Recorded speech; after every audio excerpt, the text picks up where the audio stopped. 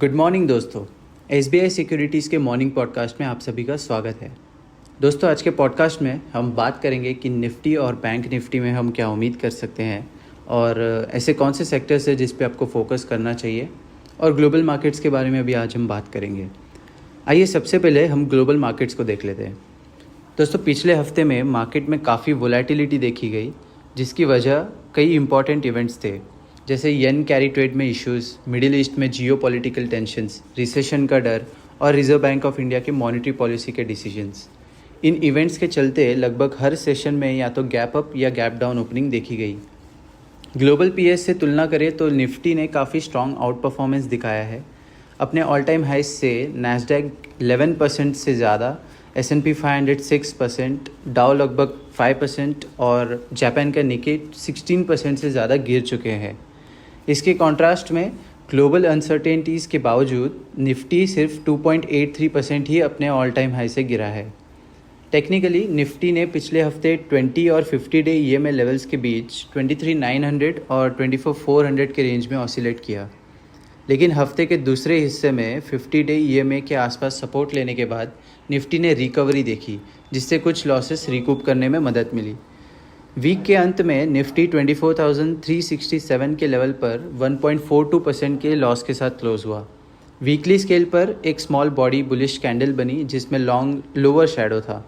Long lower shadow बताता है कि नीचे के लेवल्स पर बाइंग इंटरेस्ट है। रीसेंट गिरावट में सबसे इम्पॉर्टेंट चीज़ ये थी कि RSI ने 40 के मार्क के आसपास सपोर्ट पाया और एक शार्प रिबाउंड देखा, जो RSI रेंज शिफ्ट रूल्स के मुताबिक एक बुलिश सिग्नल है। लेकिन इससे कंफर्म तभी किया जा सकता है जब इंडेक्स 24,650 और 24,700 के लेवल से ऊपर सस्टेन करे, जो अगस्त 5 को बनने वाले गैप जोन के पास है। दोस्तों, निफ्टी के कुछ इंपॉर्टेंट लेवल्स के बारे में बात करते हैं। 24,650 और 24,700 का जोन इंडेक्स के लिए एक इमीडिएट हर्डल होगा। अगर 24,700 के ऊपर सस्टेन कर जाता है तो एक शार्प अपसाइड रैली देखने को मिल सकती है, जो 25,000 के लेवल तक पहुंच सकती है और उसके बाद 25,200 के लेवल तक पर भी जा सकता है। नीचे की तरफ देखें तो 50 डे EMA जोन 24,050 और 24,000 क्रूशल सपोर्ट का काम करेगा।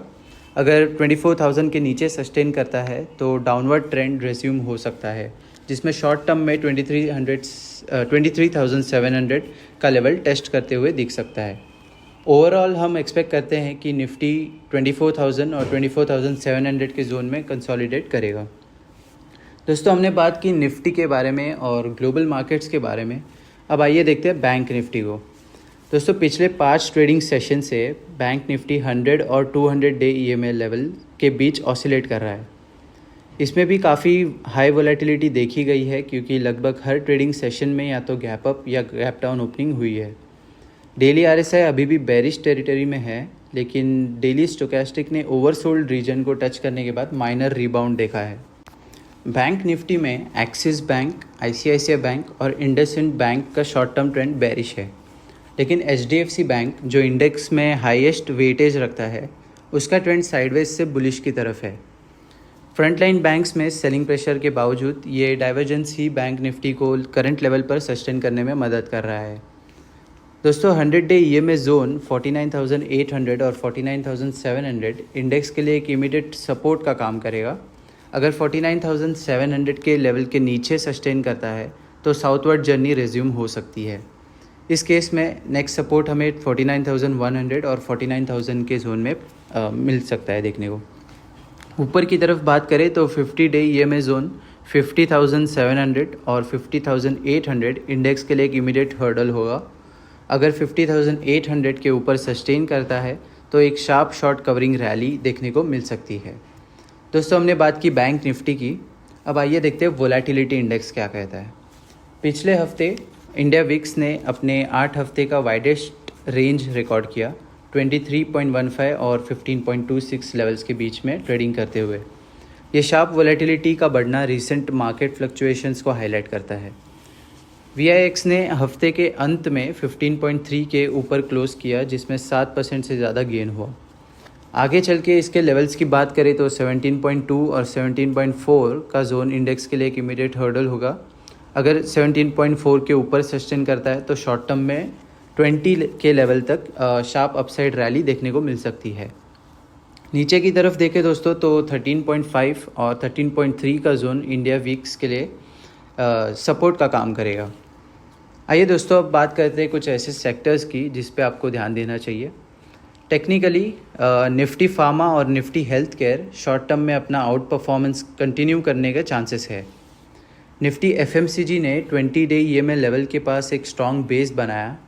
आगे चल के अगर ये 62,600 के लेवल के ऊपर सस्टेन करता है तो एफएमसीजी स्पेस में एक शार्प अपसाइड रैली देखने को मिल सकती है। वहीं दूसरी तरफ Nifty realty, Nifty PSU bank और निफ्टी मेटल फ्रंटलाइन इंडाइसेस से अंडर परफॉर्म करने की संभावना है।